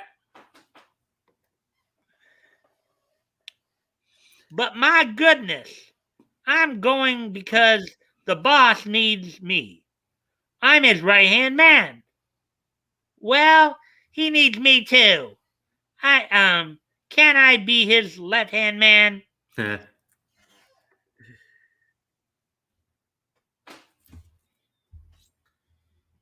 Man? You ain't a man. I'm going 'cause I can draw pictures. Roscoe's going 'cause he's gonna play Lincoln. But what could you do? Well, can I be Abraham Lincoln's little boy? He actually had 2 sons and a daughter, I believe. Ma! Oh, Ma! Make him leave me alone. I can't stand it. Oh, hush. Go comb your hair, Squibbly. And you leave your big brother alone. Shoo! Ah! After fond goodbyes, Squibbly finally left. His valise, however, felt unduly heavy. I know what's going to happen. Batgoat, you want to take a guess of what you think is I get valise meaning suitcase, right? That's an old way of saying suitcase. I believe that the little brother may have stowed away in the suitcase. That's my guess. Well, we will see, won't we? Okay. Well, he's gone now. All I have left is my heavens. The baby. Where's the baby? And then before we get to the second half of the story there, why big brothers leave home by Squibbly.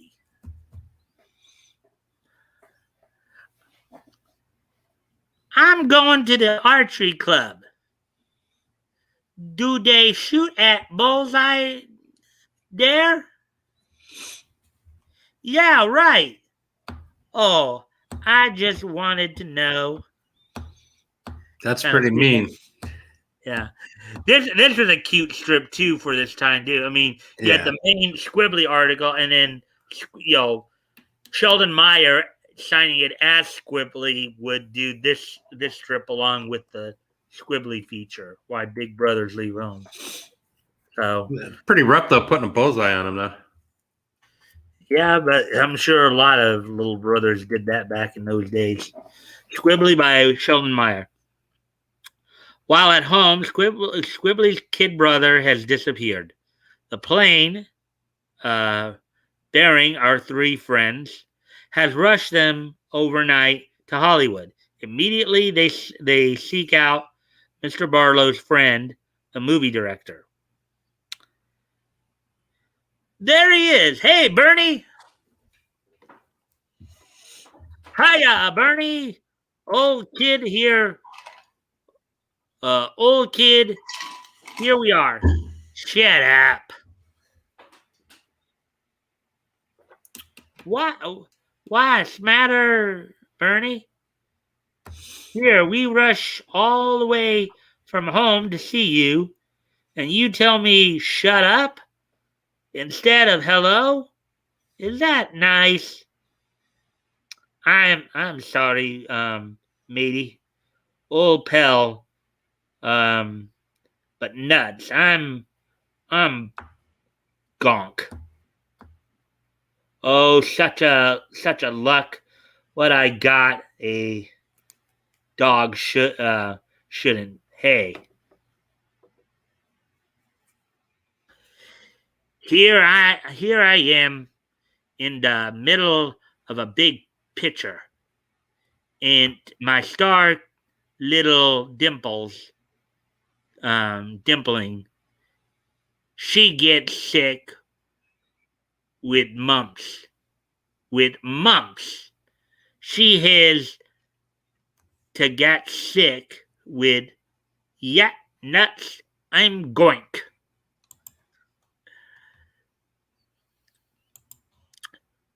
But I brought you a guy to play Lincoln. Lincoln? Who's got time for Lincoln? And another Dimples dumpling. I'm looking a little goyle I need.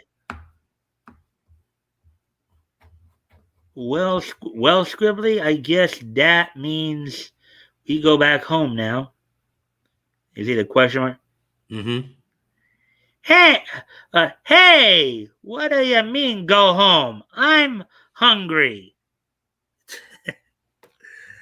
Batgoat? We know who that is. I think we do. And yes, indeedy, you see it right there. There he is. What the? Where'd you come from? The stork brought me. What do you think? He's a smart aleck.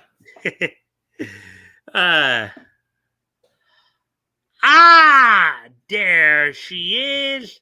Another Dimples dumpling. I have found her. I also thought that was going to happen too. That once he made his presence, because the little girl was sick with the mumps, that's what little bro is going to end up doing. Yeah. Well, I didn't want to spoil. I kind of already knew that because I've read the synopsis before, and I've kind of read a little bit of story. Mm-hmm. So I kind of knew that was going to happen. I figured that's the way it was going. Yeah, but I didn't want to spoil it for you or anybody else. Yeah. Anybody else in the chat picking up on that or saying anything about that? They're snoozing.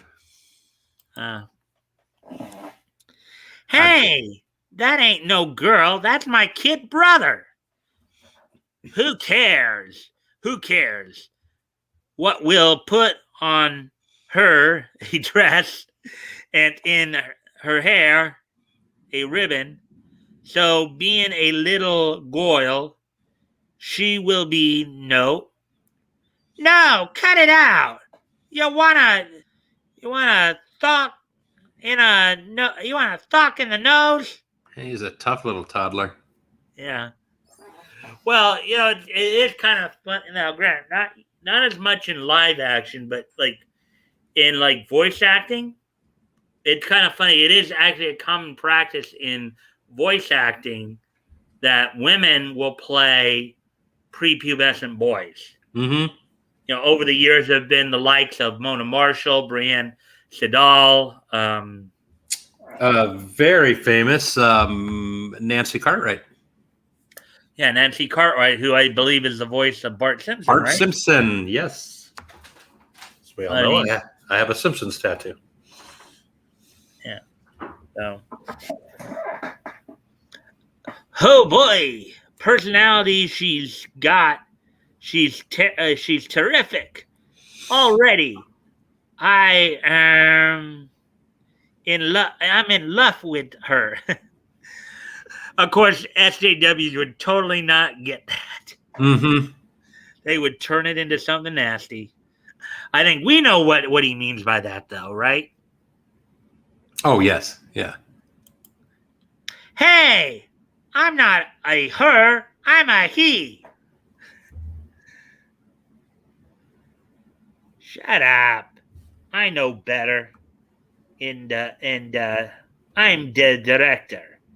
And if I say you is a her, you ain't a he.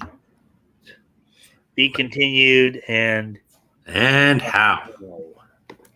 And then nicknames for Squibbly's kid brother. I call my kid brother, Brilliantine, because he gets in my hair, writes Genevieve Ayub of 9450 Woodward, Detroit, Michigan. You get $1 for that one, kid. Hey, now, before people think that's doxing, remember this is 1938. Yeah. If that is indeed a home, then Miss Genevieve Ayub there no longer is probably long since not lived there. Yeah, she was a kid back then. Yeah, and back in the day, that magazine sent her $1, which was equivalent to her little grubby mitts as $27.58. So that was in today's. Mm-hmm. That was big bread for a kid. Mm-hmm. Yeah. So Tara Strong. Hey, did you see Dave Marks? Yeah, Tara. Well, I didn't see it, but you just said Tara. Well, Tara Strong's done a few like that too. Mm-hmm. I love Tara Strong. That's a great voice.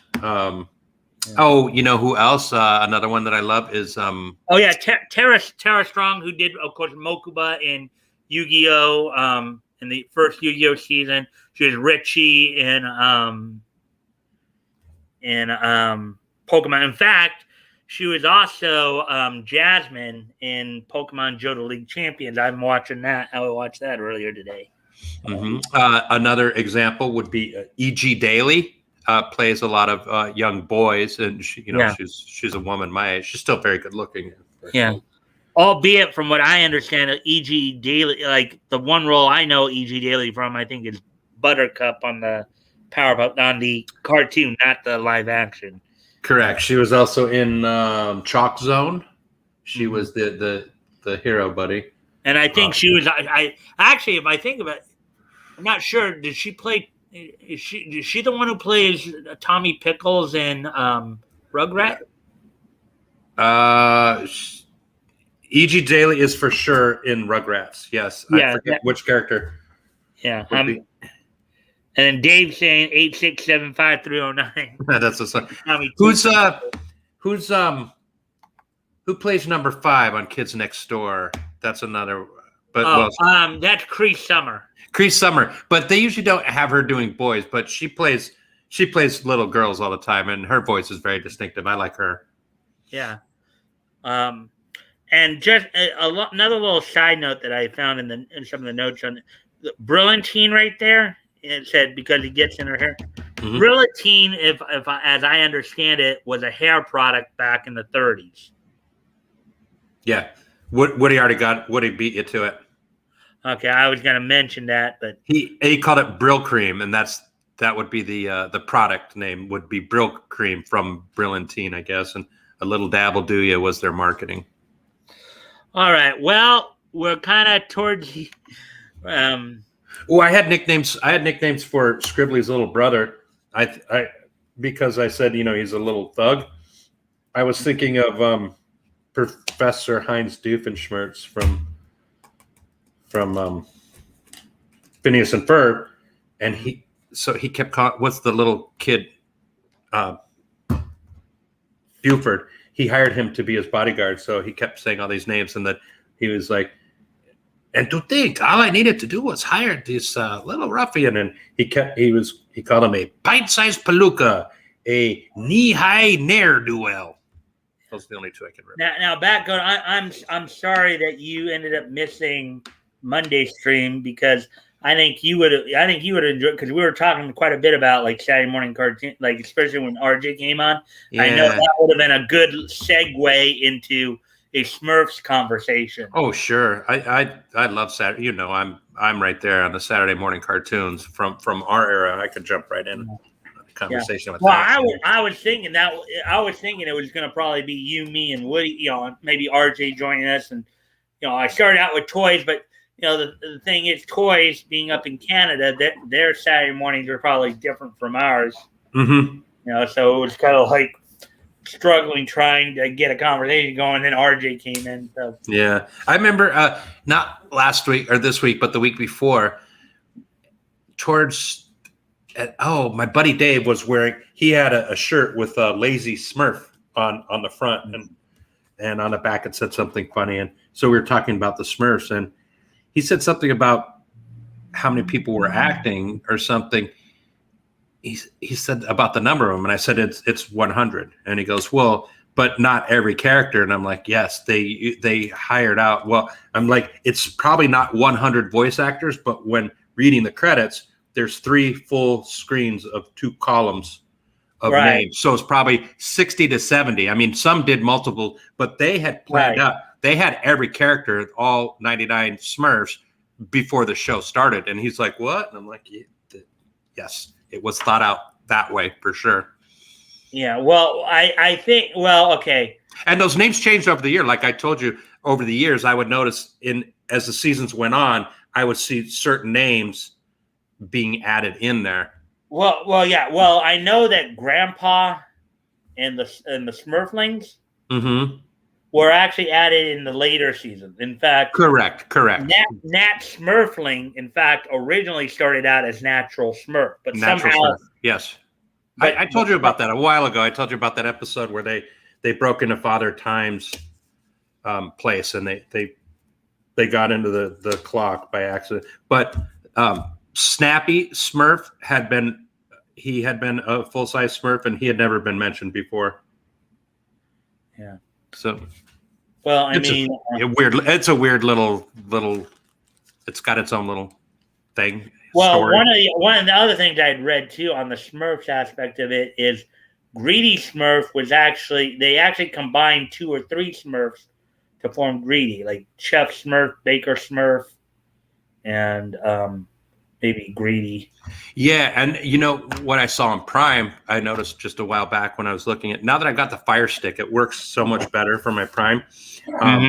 It says, as I'm watching it, it used to say, like just on the Xbox, it would say, customers always watch this below what I'm watching, but now it breaks down even further on the cartoons. So it'll say, I'm watching an episode of Smurfs, and then I go below and it goes, Don Messick as Papa Smurf. And then it had like all 6 of the characters that he voiced. I don't think Don Messick was the one who voiced Papa Smurf, though. I think it was Hal Smith. Was it? Yeah, I think it was Hal Smith who voiced Papa Smurf. Okay, I thought it was Don Messick, and he had like Don Messick did probably do some of the voices, but it wasn't Papa Don Messick had like 6 Smurf characters, I think. Yeah. But yeah, if I'm wrong about him being Papa Smurf, I can see that. Yeah, I know. I'm pretty sure it was Hal Smith. Hal Smith probably most famous role was as Santa Claus in a number of Christmas specials, including like. Oh no! Here, I just looked it up. Don Messick was Papa Smurf. They said where did you look it up at? I've got it right now. I've got it on Smurfs.com. Papa Smurf. He was also Azrael. I know he had more than that.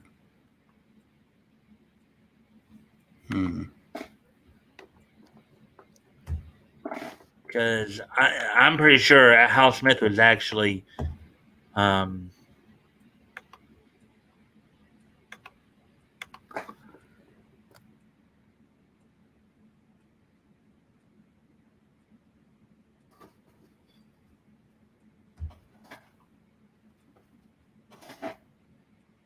Let's see, I'm going over to behind the voice actors. I've got it in a couple different. Don Messick is Papa Smurf. Got a few different ones there. Smurfs Wiki. Oh yeah, I guess you're right, because even on behind the, but I thought it was Hal Smith, but it also says and 4 others. So that's what I was saying. Like I knew that Don Messick had several Smurf characters, so that's what I was saying. That maybe he was. Maybe I guess he was, because I always thought it was Hal Smith though, but I guess I was wrong there. Which I can be every now and again. So. I knew I was right, but I didn't want to push it. It's the Smurfs, Mike. Yeah. I hate to be a jerk, but I watch it all the time. Yeah. Okay. Well, they're correct. But anyways, we're already coming up on 2 hours, so we're going to wrap up here and back up for a couple minutes. We went long. Yeah, we did. Well, yeah, I really but we still got in like about 4 stories in there at least. So sure. And did I miss some guesses? I don't know. Oh yeah, I did. Okay, so we had an A and an R. So you now have two letters right. The first 2 letters right, F and A. And you have 3 guesses left.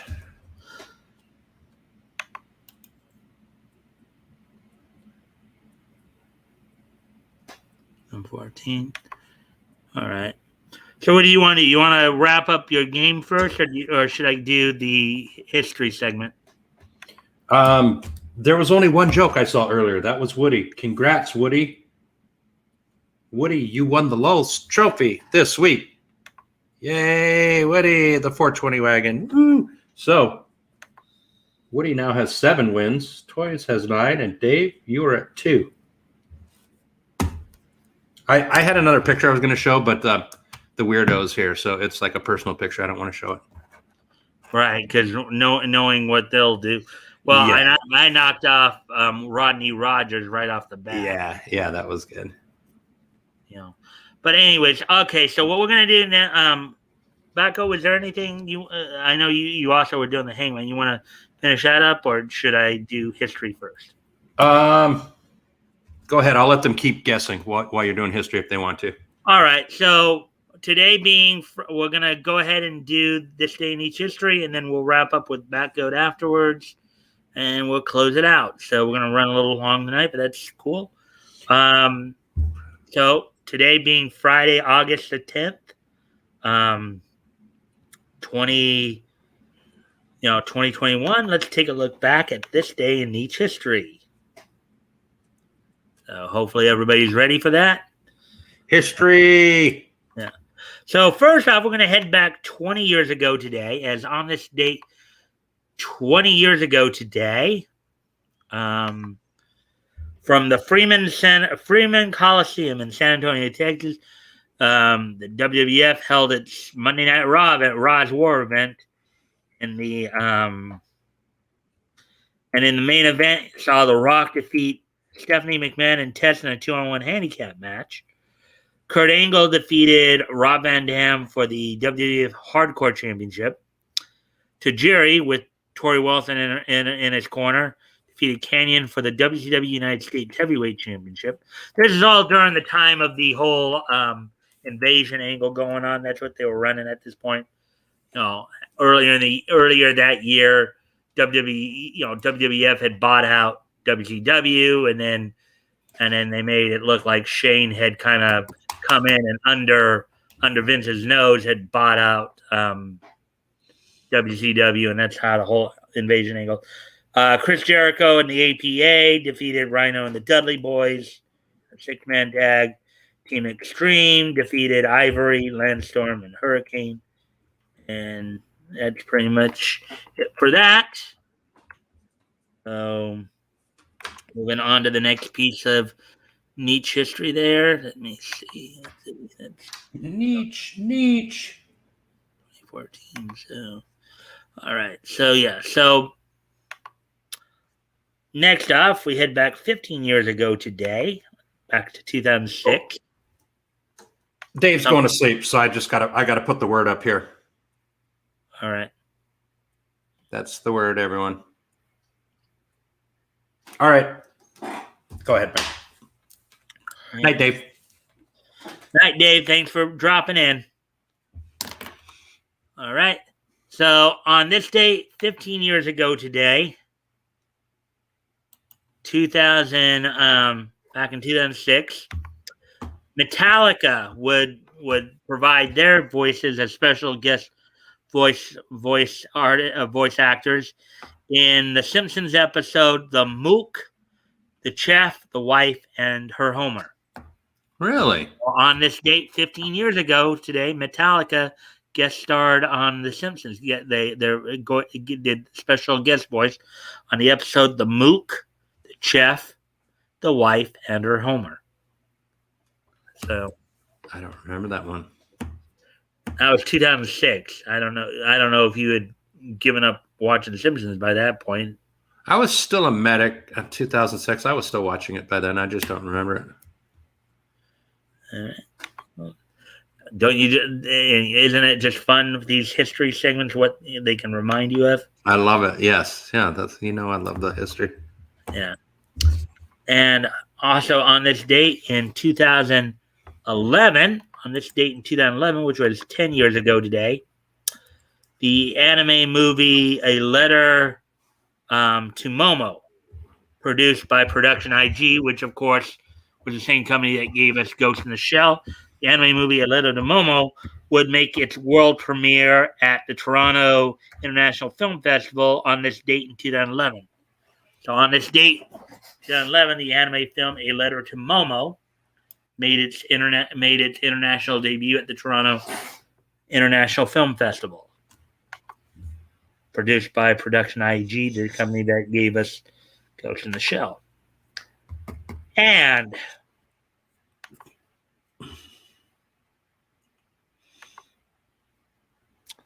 last but not least, on this date, 7 years ago today, in 2014,